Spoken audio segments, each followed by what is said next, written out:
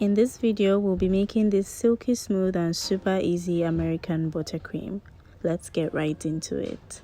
Into your mixing bowl, add in 500 grams of salted butter, and you'll be needing 1 kg of icing sugar or confectioner's sugar. We're going to be sifting our confectioner's sugar through our flour sieve into our bowl. Make sure your bowl is dry and clean. The essence of sifting your icing sugar is to remove all the balls that form while the sugar is stored up in the package. I don't know why. Maybe it's because it's finely ground sugar, but it tends to form balls like so. So it's advisable to sift before you use. Not necessarily to remove any shaft, but just to make sure that it is smooth, because there's usually no shaft in icing sugar. It's just to make sure that everything is smooth, and when you mix your buttercream, there will be no lumps in them.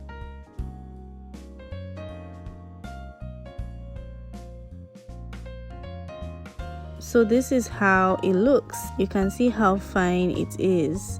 So we're just going to sift the rest of our icing sugar. I did mine in 2 batches for obvious reasons. And once I'm done sifting that in, we will proceed to the next step of combining our icing sugar and our salted butter. Now, I like to use salted butter for my buttercream because American buttercream is basically just butter and icing sugar, of which icing sugar is much more than the butter quantity. The icing sugar is what gives it that hold, and because of that, it tends to be super sweet. So using salted butter helps tone down the sweetness of the icing. Now I'm going to transfer my sifted icing sugar into my mixing bowl. I like to do it this way because I noticed that the end product of my buttercream tends to have less air bubbles, and it tends to be smoother and easier to spread on my cake. Here you are going to be using the paddle attachment. We are mixing with our stand mixer, so do not use this whisk attachment. Whisk attachment really incorporates a lot of air bubbles in your buttercream, and it would make you struggle a lot when you're decorating your cake. So here I'm using my paddle attachment to just kind of mix my butter and icing sugar slowly and gently, but the essence of doing this is to avoid my icing sugar spewing everywhere while the mixer is doing its work. I noticed that whenever you mix your icing sugar separately with your butter or at intervals or in parts, it tends to go everywhere, even if it doesn't spill out of your bowl. I don't know what happens, but it kind of goes into the atmosphere and turns to dust. Some dust particles of the icing sugar just get everywhere, on your counter, on your mixer, even in your nostrils. You literally inhale and taste in your mouth icing sugar. It's that crazy. So for me, to avoid all of that, I like to do this first of all, and then this way it reduces the risk of the icing sugar going everywhere. So now I'm just attaching this to my mixer. We are going to start mixing on the lowest control, okay? Once you start to see that your butter and icing sugar is starting to get combined, then you can increase it just a notch to a second.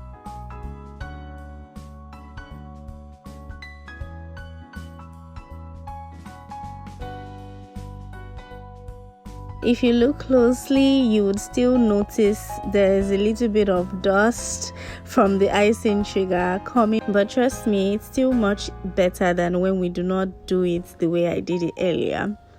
So at intervals, you always ensure that you scrape the sides of your bowl using your silicone spatula. During the course of mixing, your icing sugar or your butter would get stuck in some corners of the bowl. You always have to make sure that you scrape the sides of your bowl.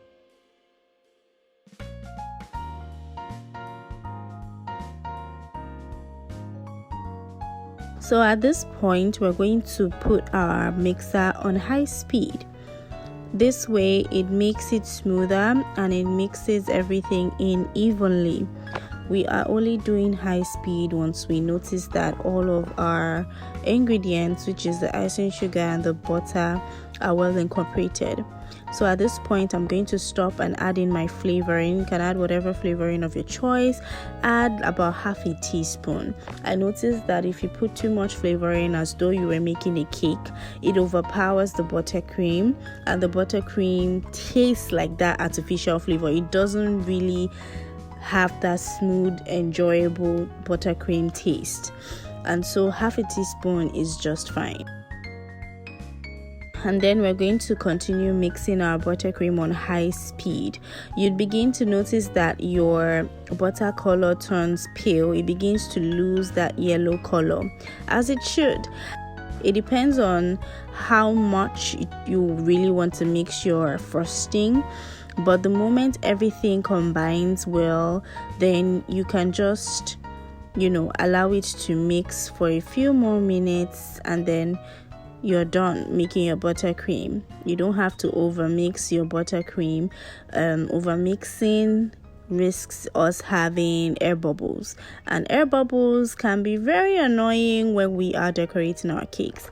Now, you'll notice that in some tutorials, some people would advise that, you first of all cream your butter until your butter is light and fluffy before you start to incorporate your icing sugar.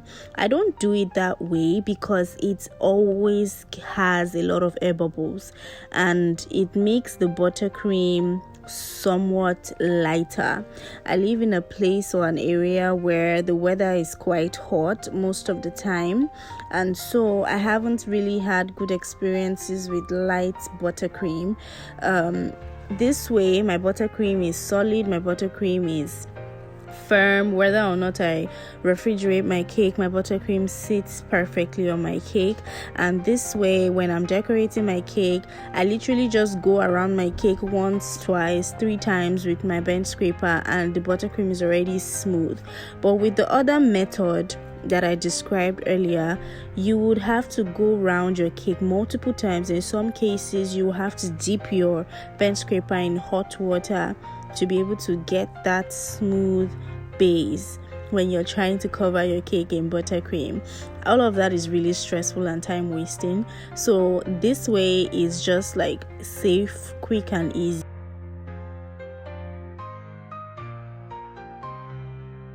So once you are satisfied with your mixing, and at the sides of your bowl while you scrape, you notice that there is no remnants of butter or icing sugar, then your buttercream is ready to go. Look at how smooth this is.